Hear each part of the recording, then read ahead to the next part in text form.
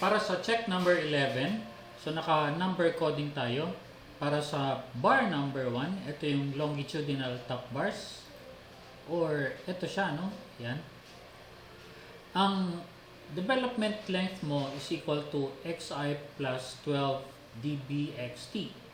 Wherein your xi, ito yung square root of mu at point C all over QU times B. Take note na yung xi, this is in meter. Okay? Tapos, ang diameter of bar natin dito is, of course, itong dbxt since we are referring to number 1. And then, itong actual LD, this should be greater than your required LD. Okay? Ngayon, ang required LD is 1/4 times the maximum of these 4 conditions. Ayan. So, ito yung first condition, pi times db square all over 4 times 0.02 fy divided by square root of f prime c. Ang db na gagamitin natin dito ay yung dbxt. In the next condition, you have 300 mm. Then, third condition, 0.06 db fy. And finally, itong condition na meron kang psi t, psi e, tsaka lambda. Kapag titingnan natin yung eccentric footing, ganito rin yun. Ano? Meron siyang psi t, psi e, tsaka lambda. Wherein, lambda is equal to 1 for normal weight concrete. Psi e is 1. Psi t is 1. And then, for bar number 2, this is longitudinal bottom rebars under column 1, which is ito. Yan, mahabang yan. Ang actual LD mo dito ay equal to L1 minus clear cover minus C1 all over 2, which is actually the length nitong bakal na yan. Okay? From the face of the column. So, if you will compute L1 minus clear cover, ito, and then minus C1 all over 2. So, yan yung development length. Parang yung cantilever na bakal lang kinocompute natin. And then, ang required LD niya is, we will use the same equation, ito, para dito sa bar number 2. Pero ang gagamitin nating diameter of bar is itong dbx1. Okay? Itong dbx1 ang isa-substitute natin dito sa db. So again, you have 4 conditions. You get the maximum, you multiply that by 1/4, and you get the required LD. Tapos, itong actual LD should be greater than or equal to your required LD. And then, meron din tayong another computation for bar number 2. Ang kukunin naman nating development length ngayon ay manggagaling sa point of zero shear, which is x sub s. Ito yon. So, yung bakal na nandito, okay, hanggang sa face of the column. Kaya ang computation mo dyan ngayon ay x sub s minus L1 minus C1 all over 2. Okay? And then, again, you get this computation of required LD. Ang gagamitin mo pa rin dyan is dbx1. Next, dito tayo ngayon sa bar number 3. Itong longitudinal bars under column 2. Okay? So, same procedure with bar number 2. Ang kukunin natin ay yung cantilever bar, which is L3. Okay? Minus clear cover. And then minus C3 all over 2. So, ayan. I just edited this Okay, so ang actual LD natin ay L3 minus C3 all over 2 minus clear cover. So ito yung cantilever, parang yung bakal ng cantilever beam. Another LD is ito, yung from center, from the location of inflection point, which is L minus X sub S, okay, minus minus L3 minus C3 all over 2. So, itong L3 minus C3 all over 2 minus clear cover, ito yon yung cantilever part, no? From the face of column. Tapos, ito namang actual LD from the center of inflection point, ito yon, yung bakal na yan. Yung bar number 3. Pero yan yung nandito sa loob. From this location, which is the inflection point, hanggang dito sa face of column. So, dalawang kino-consider nating development length. So, ang critical development length dyan ay yung minimum dito sa dalawa. And both should be greater than the required LD. So, ang required LD natin dito would be the same equation. Ito pa rin. Pero ang dB natin ngayon ay yung dBx2. Ayun. Tapos, next is bar number 4. Ito naman yung bar number 4. Dito na tayo sa transverse bars under column 1. So, itong development length na para sa bar number 4 is actually dito sa, punta tayo dito sa check number 9, ano? Yan yung itong small letter L, pero ima-minus lang natin yung clear cover. Yan. Okay? So, B minus C2 all over 2 minus clear cover. Ganon din ito. Okay? So, yung B over 2, ayan. And then, yung C2 all over 2, ayan siya. And then, twice of clear cover divided by 2 minus CC. Okay, so ganun, yun yung idea niya.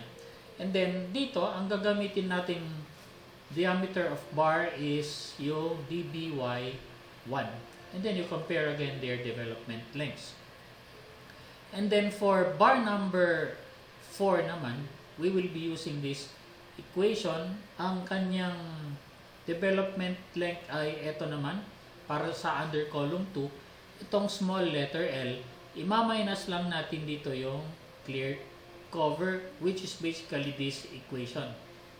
Okay? And then we will be using dBy2, and then we will compare their development lengths. Tapos, note that required LD is the maximum of these 1, 2, 3, 4 conditions. Okay? And then for number 12, step number 12, ito na yung summary. Ilalagay natin lahat nung na-compute natin dito. So, let me just explain itong matrix natin. Ano?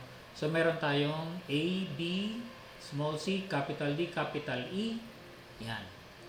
So, yung A and B na yan, yan yung nasa yung face ng column 1. Tapos, itong C, ito yung inflection point or point of zero shear. Tapos, D and E, ito yung face ng column 2. Which is, ito. Okay?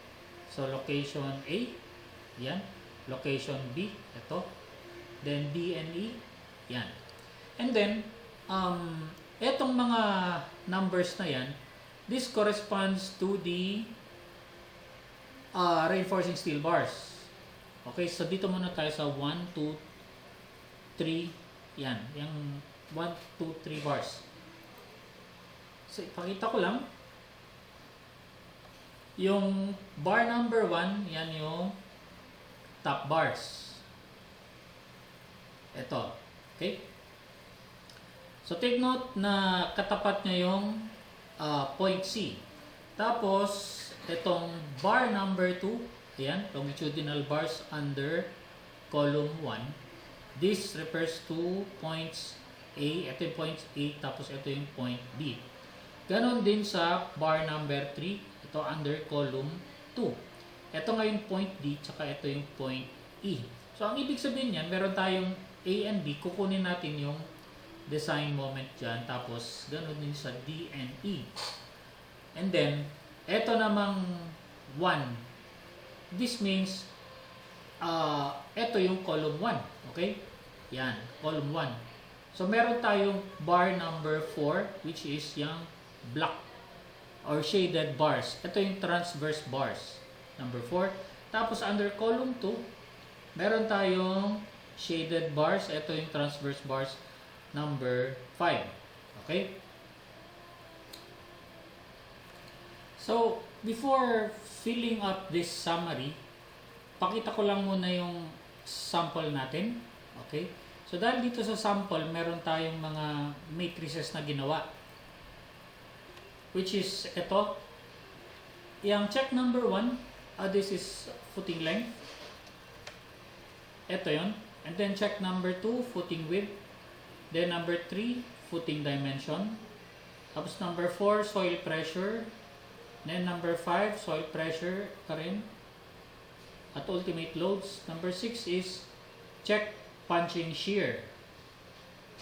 Ayan. Okay, sa check punching shear, meron tayong column 1. Kinompute natin yung VVC tsaka yung VU1. Ito, VVC tsaka VU1. Same with column 2. Pero pagdating na dito sa number 7, check one-way shear, dito na ako gumawa ng matrices. Anong matrix? So, meron tayong tributary L. Ito yung small l, which is ito. Sa start edge, ito yung start edge, ano? Ayan. Ang tributary L natin ay 0, kaya ang kanyang VU ay 0 din. Tapos at section A, ito yung section A, ang tributary L natin, ito, L1 minus C1 all over 2 minus DS1. Ito yung 0.319. And then, ang VU at A, QULB, ito yon. Okay? So, hanggang ma-fill up mo dito sa section E, which is this. So, meron tayong tributary L kay E. Ito. Tsaka meron din tayong VU kay E. Pagdating kay edge, meron tayong tributary L pa rin, which is eto, 5.81. Yan yung length. Actually, tapos meron tayong VU equal to 0. So, if you will compute eto, yan yung sinabi ko kanina na mag-0 siya. Okay? Tapos, eto ngayon yung under column 1, meron tayong VVC. Ito. Okay? Tapos under column 2, meron din tayong VVC. Ito.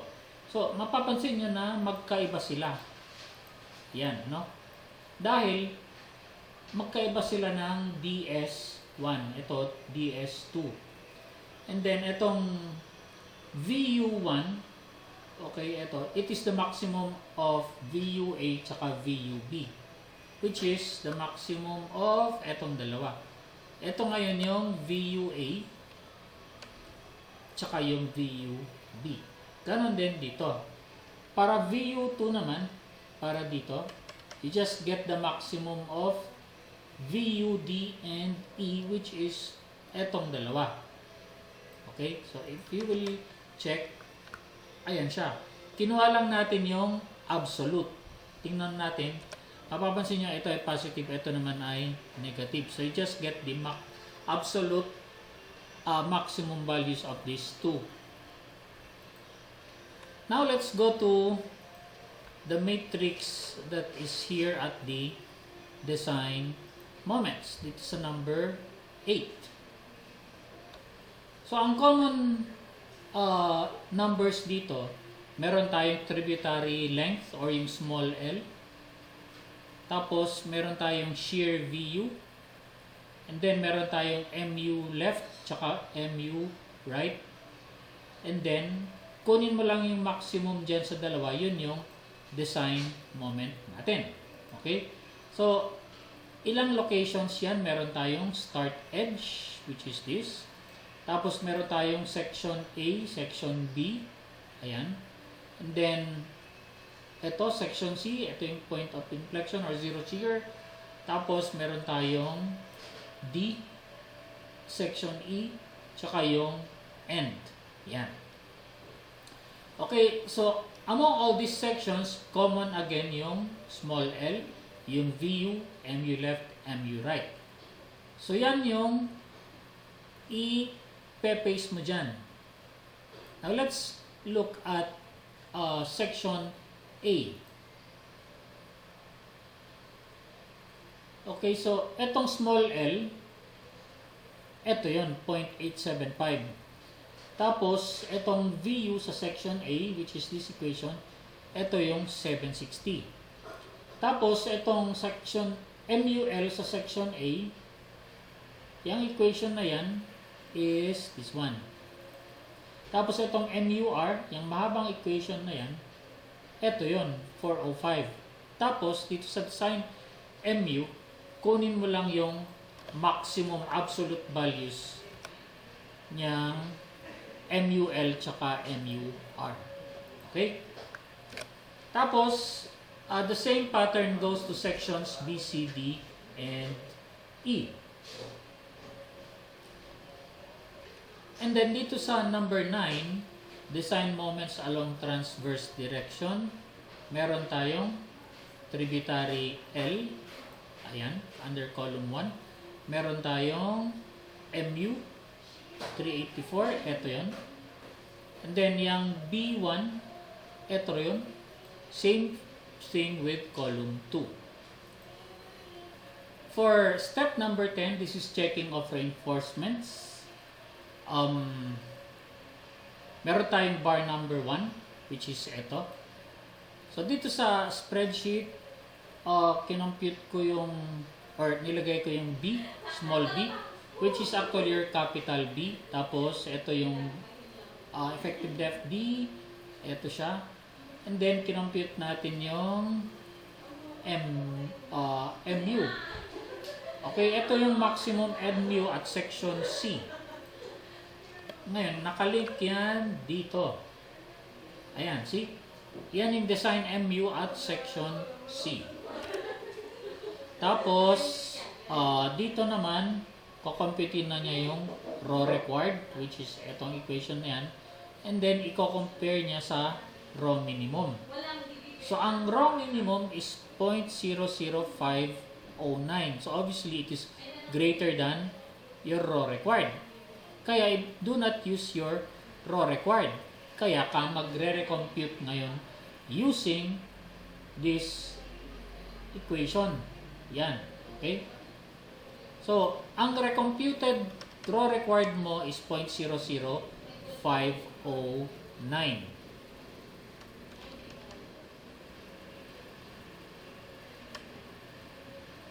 Okay?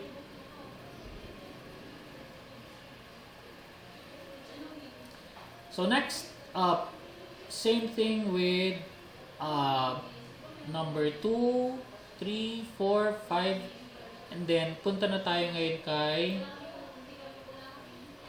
so dito na tayo ngayon kay number 11, checking of development lengths. Ngayon, ang common dito is yung actual LD, ayan, tsaka yung required LD. Now, you have to compare your required LD with your actual LD. Like in this case, your actual LD is 744, pero ang required LD niya is 1209. Okay? So, ibig sabihin, kailangan mong mag-provide ng hook. Ngayon, yung hook na yan is ito.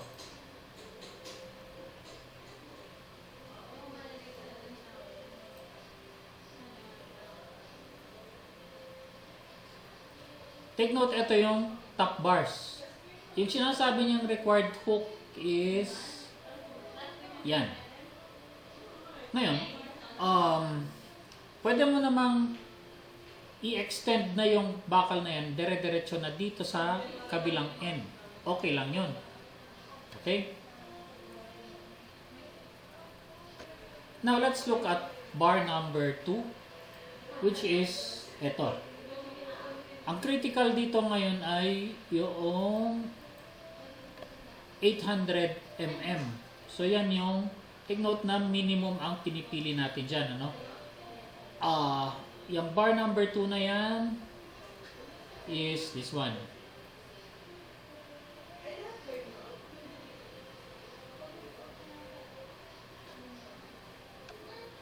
Ito. Okay? So, ito yung LD. L1 minus CC minus C1 all over 2. Tsaka X sub S minus L1 minus C1 all over 2. Kunin mo yung minimum dyan sa dalawang yan. Ito yung 800 mm dito. And then yung required LD niya, okay, is 1079. And then, ang actual LD mo ay 800. So therefore, mag-provide ka ng hook. Ano ngayon yung bar number 2 na yan? Ito yun. Yan. So that's the time now na maglalagay ka ng hook dito sa dulo. Yan yung purpose ng hook. Now let's look at the summary. So dito na tayo ngayon sa number 12, part number 12, which is the summary.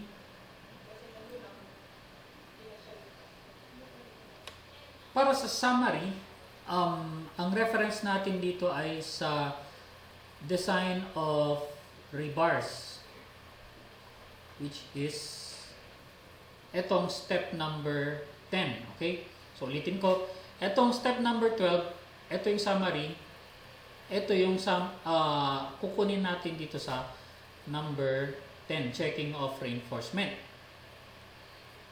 So ito siya, number 10, ito yung summary. Kukunin natin ngayon yung nasa letter A at nasa letter B. Take note na meron tayong dalawang moments dito. And then, para dito sa moments pala, balik tayo dito sa check number 8, design moments along longer direction. Ayan. So, gumawa tayo kanina ng matrix. Etong A, ito yung design moment na 405.987. Ito yun, no?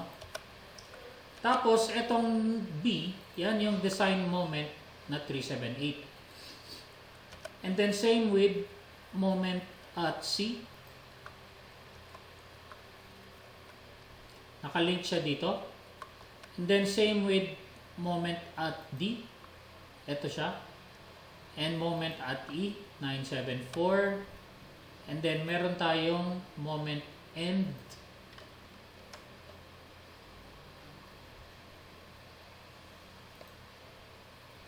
Meron tayong moment end na 73. Pero, hindi na natin kailangan yan. Next is, balik tayo dito sa letter,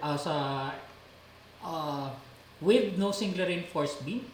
Kukunin natin ito sa number, I think number 10. Ayan, so balik tayo sa check number 10. Etong B, para sa top bars. Ang titingnan ngayon natin ay etong bar number 2. Ayan, no? Bar number 2, bar number 2. Ang ibig sabihin yan, ang kino-consider na natin ngayon is yung nasa ilalim ng column 1, which is ito. Yan, yung bar number 2 nasa ilalim ng column 1. Take note na yung section A and B, ito yun, section A, tapos ito yung section B. Okay? Kaya, dito tayo ngayon maglilink. Etong B na yan is galing dito. See? Tapos, etong effective def D, eto yon galing doon. Tapos, yung R sub U is etong 0.4289. Yan yun. And then, etong raw required, ayan siya. Tapos yung raw actual, ayun. And then yung raw max, ayan. So these are just links. And then, same thing applies to section C. And then, under column 2, ito yung under column 2. Same thing with transverse bars under column 1 and under column 2. Okay? So, lagay ko dito, column 2. Ito naman, column 1. Yan. Okay lang yan. Ngayon, dito sa development length, kukunin naman natin yan dito sa check number 11. Yan. So, we are then considering bar number 2. Yan. 2 and 2. So, dito tayo pupunta. Yung part na yan. Okay? Meron tayong dalawang development length sa pag-compute nitong actual LD. So, take note na, ayan o, minimum of 2 conditions. Ayan. Tsaka ito. Ini-split lang natin yung dalawang yan. Yan yung nilagay natin dito sa development length. Okay? So, if you will check, ayan o, L1 minus CC minus C1 all over 2, that is the same as, ayan, ito, L1 minus CC minus C1 all over 2. And then, etong next equation, ayan, this refers to eto naman. Okay? Yan yun. So, in short, in-split lang natin yan dito. And then, yung required LD, itong 1079, nilagay lang natin dito. Yun. So, nilink lang natin siya. And then, etong mga comments na yan, provide hook. Pinaste na natin siya dito. Okay? Then, dito ulit, for bar number 2, since parehas silang provide hook, yan na yung common comment nila. And then for bar number 3, safe, no need for hook. So, dito, yung bar number 3, ayan, safe, no need for hook. Yan siya. And then, etong location niya, so, let me just explain shortly yung location. So, for bar number 2, which is ito, ang location niyan ay nasa bottom. It is along X under column 1. Okay? Bottom bars in the sense na it is parallel to the X dimension or your L dimension. And then for bar number 1, ito, bar number 1, ang location niya ay ito, yung bar number 1 na yan, nasa top bars, parallel to X dimension or along X. So same principle applies to this. Now let's go to check number 13, check for minimum bar clearance. For check number 13, i-compare lang natin yung actual bar clearance dun sa minimum bar clearance. Kailangan ang actual mo should be greater than the minimum bar clearance. Kaya ibig sabihin yan, kailangan makakapasok yung mga yung mga aggregates. Okay? So, for number 1, B minus CC, bakit ito naging dalawang clear cover? Take note na ang kinoconsider natin is yung side to side. So, on the other side, meron clear cover. On the other side, meron na namang clear cover. Kaya dalawa yung kanyang clear cover. Tapos, i-divide mo siya ng number of rebars minus 1. Ang kino-compute natin dito ay yung actual clear space between rebars. Okay? So, etong equation na yan, eto yon. So, if you will look, ayan siya, B times 1,000 minus twice of clear cover. Sinundan ko lang yan. Minus dBtx times nxt divided by nxt minus 1. Yan. Tapos, dito naman sa minimum bar clearance, ito ang sinundan natin na equation. Okay? So, 4/3 times itong AGS, that is aggregate size. Okay? Ngayon, ang aggregate size, I think, is 16 mm. Ito yun, 86.667. Meron siyang AGS. Ayan, maximum aggregate size is 65 mm. Okay. Bakit hindi 16 mm? Ngayon, yung 16 mm, para yan sa beams and columns. Ayan, natanda ko na. Kapag footing tayo, pwede tayong lumampas ng 2 inches. Okay? So, gumamit ako ng 65 mm. And then, etong equation na yan, yung tatlong equation na yan, 1, 2, 3, eto yun. So, ayan siya. Meron yung 25. Tapos yung maximum diameter of bar. Etong maximum diameter of bar na yan, kinompare natin yung dBtx, dBx1, dBx2, dBy1, dBy2, which is actually ito.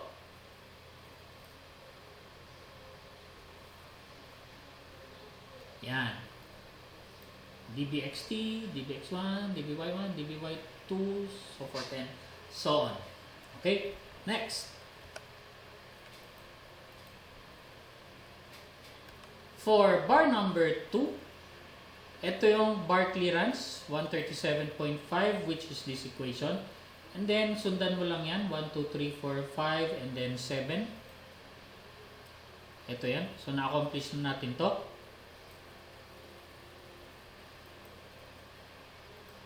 Next, paano natin kukunin ngayon itong bar spacing mm? So, ang susundan natin dito na pattern is yung step number 14. Ito na. Kaya itong step 13 and 14, pinagsama ko na sa isang matrix. So, ito tayo.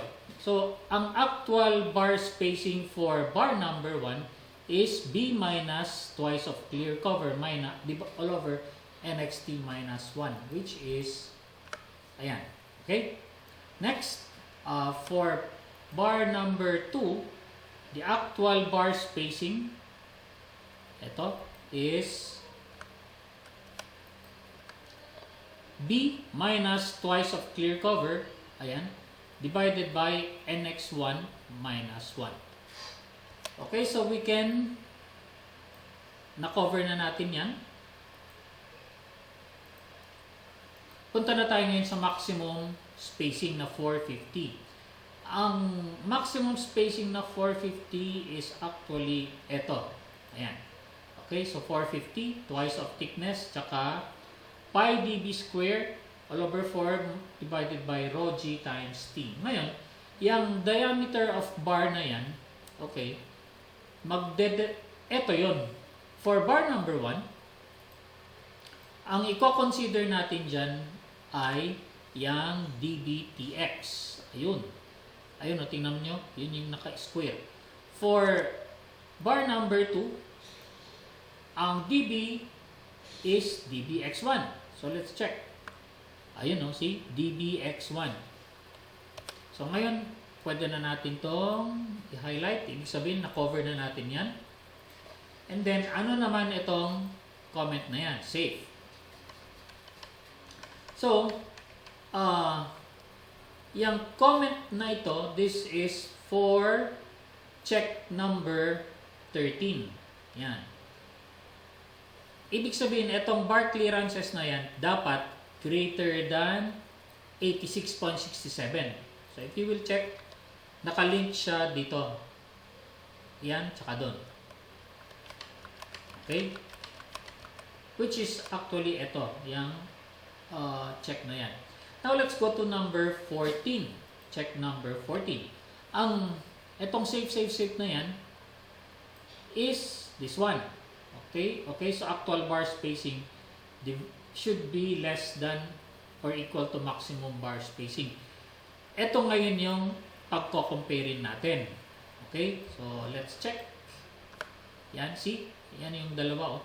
Kino-compare niya. Okay, so natapos na natin si 13 and 14. Punta na tayo ngayon kay 15. Checking of temperature and shrinkage bars. So dito, meron tayong required ASTX. Rho G times BT all over 2. Yan yung required. It should be less than or equal to your actual AST. Okay, tapos meron din tayong along Y. Okay? Now, what is the value of Rho G? Yung Rho G na yan, that is the required still ratio for temperature and shrinkage. Ngayon, dalawang value niyan, 0.0018 tsaka 0.002. Siyempre, common sense, yung 0.002 magbibigay ng mas malaking bakal. However, if you will look at the code for Fy greater than 414 or equal to 414, gagamit tayo ng 0.0018. Otherwise, kapag ang bakal mo less than 414 ang grade, gagamit tayo ng 0.002. Okay, so ayan ang ating Rho G, 0.002. So you just compute your required AST. Take note, dito sa ASTX, ang area natin is B times T. Along Y naman, ang area natin is unit meter multiplied by thickness T. Okay? So, yan yung difference ng dalawa. And then, you compare this with your actual AST. Dito naman, sa along Y, ang kino-consider natin dito ay yung spacing, kaya 1,000 all over ST. Dito sa along X, ang kino-consider natin dito ay yung number of pieces talaga. And then followed by step number 16, which is check for weight of footing. Ayan. So, ang required A natin is this equation, which is this. And then, ang actual area is B times L. Ngayon, yung actual area mo should be greater than your required area. And then, lastly, yung check for column bar extension. Ngayon, ito, similar din siya sa eccentric tsaka concentric. Meron tayong C1, C2 for column 1. And then for column 2, meron tayong C3 and C4. And then meron din tayong A2 for column 1. Tapos, dito kay column 2, ang ating notation ay A4. However, yung kanilang equations, may similarity. Okay? So for column 1, dapat alam natin yung A2 tsaka A1. And then we will get the value of psi 1. Same thing with column 2. Okay? Kailangan natin dito ngayon yung A3 tsaka A4 and we get the value of psi 2. And then going back to column 1, kukomputin natin yung P compression. Kay column 2, kukomputin din natin yung P compression. Ngayon, yung P compression, it should be greater than PU1. Ibig sabihin, yung capacity ng bearing connection should be greater than your column load. Okay? So, ito yung capacity ng bearing connection, P compression 1. Ganon din sa column 2. Okay? So, lumalabas na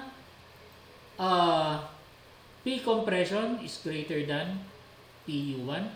For column 2, P compression is also greater than PU2. So, therefore, okay yung ating connection. Ngayon, kapag nagkaroon tayo ng net tensile force, ibig sabihin, yung PU mas malaki kay P compression, magkakaroon ng value itong T. Magiging positive yan. So, that's the time na i-consider mo yung column bar extension. So, dito sa ating problem, sa ating sample, yung T ay negative value. Ibig sabihin yan, mas malaki yung bearing capacity ng connection. Kaya, we will now disregard this. Same thing with at column 2, disregard this. Okay? So, that's it, guys. Thank you for listening.